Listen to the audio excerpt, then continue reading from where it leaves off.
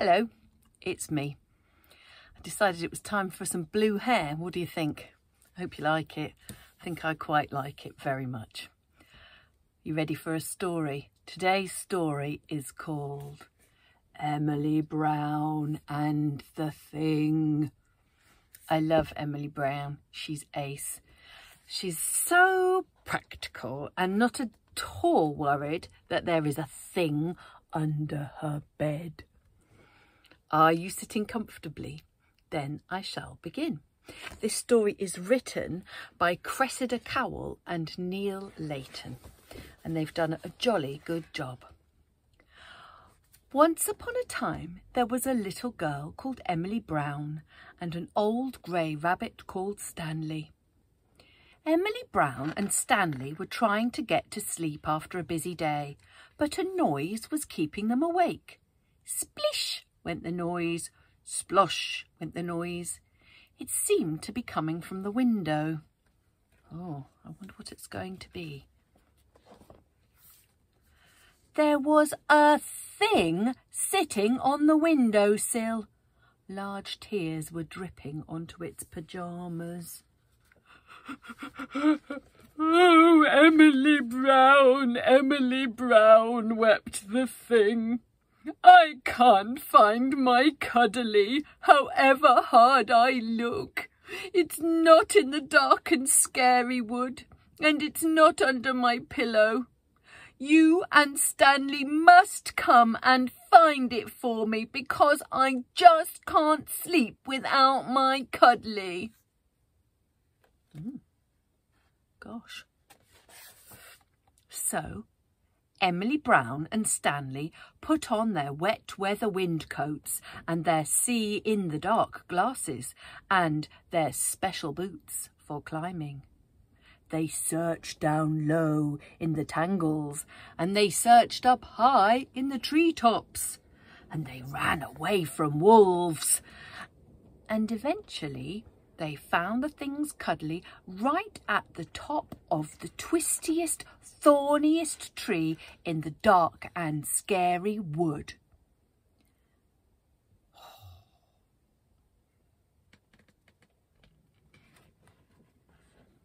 Thank you, said the thing. Don't mention it, said Emily Brown, and now you must be quiet. Shh. Stanley and I are trying to sleep. I promise, said the thing, cuddling his cuddly, and Emily Brown shut the window. A short while later, Emily Brown and Stanley were trying to get to sleep again, but a noise was keeping them awake. Rumble, rumble, rumble went the noise. Rumble, rumble, rumble. Rumble, rumble, rumble. It seemed to be coming from the kitchen. It was the thing again. Oh, Emily Brown, grumbled the thing.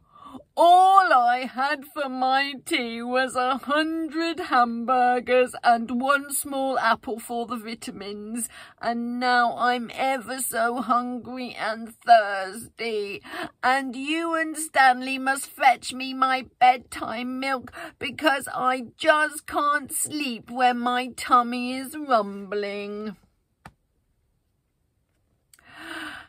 So Emily Brown and Stanley sighed heavily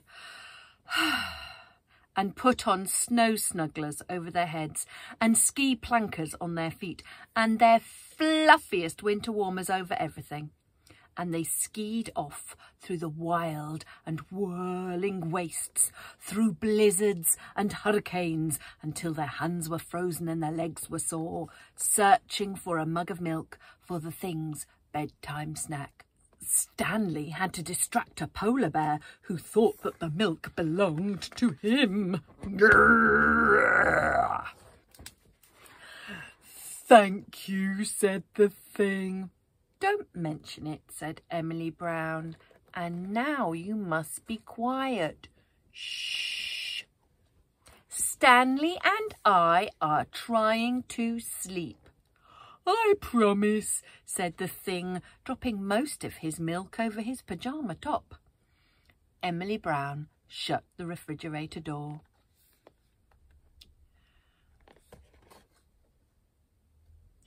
"5 minutes later, Emily Brown and Stanley were still trying to get to sleep, but a noise was keeping them awake. Went the noise.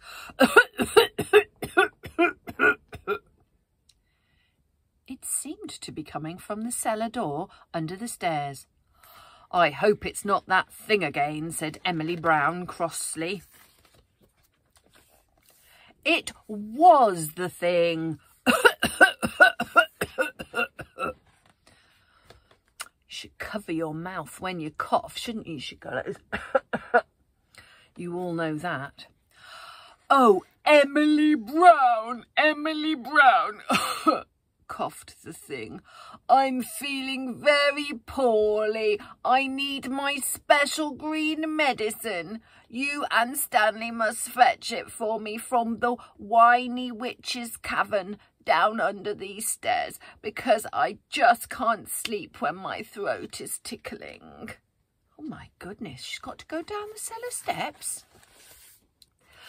So, Emily Brown and Stanley gritted their teeth and pulled out their see-in-the-dark glasses again, and their special tangly ropes, and their bottles for carrying medicine in, and they crept through the twisty-turny witches' caverns under the stairs, and they put their hands on cobwebs, yuck, and they bumped into bats, ooh, and they had to tell the whiny witches lots of stories in return for the medicine. Hee hee hee, cackle cackle.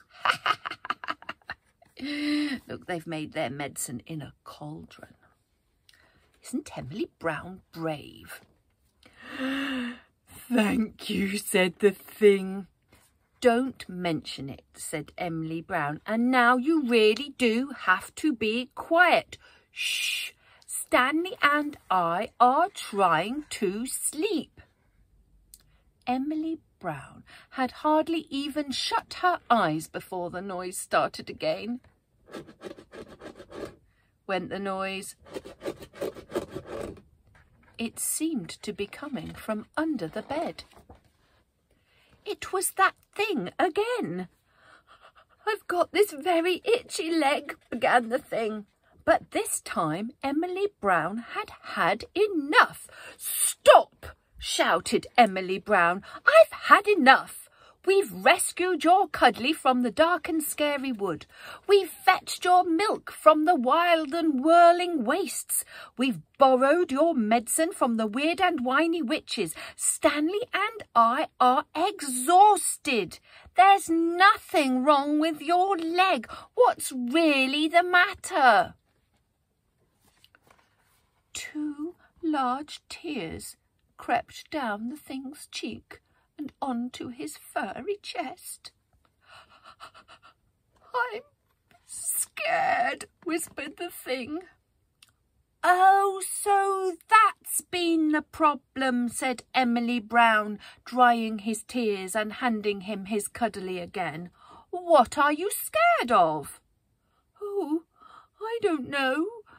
Things," said the thing. "But you are a thing," said Emily Brown. "Am I?" said the thing in surprise. "I wondered what I was." Look, there's Emily Brown helping him understand what he is. She's got a nice chart for him. A mouse, a dinosaur, a giraffe, a thing, a cat and a pig. Now he'll know. "You're definitely a thing," said Emily Brown, tucking him in tightly and putting in his hot water bottle underneath his hairy legs. "Am I scary?" asked the thing. "You are not at all scary," said Emily Brown. "You are a very nice thing. And when Stanley and I are trying to get to sleep, we find it always helps to think of nice things. Maybe you should try doing that yourself."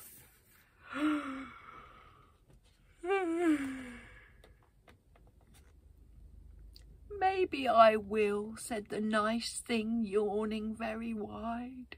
Night, night, Emily Brown. Sleep tight. Sweet dreams.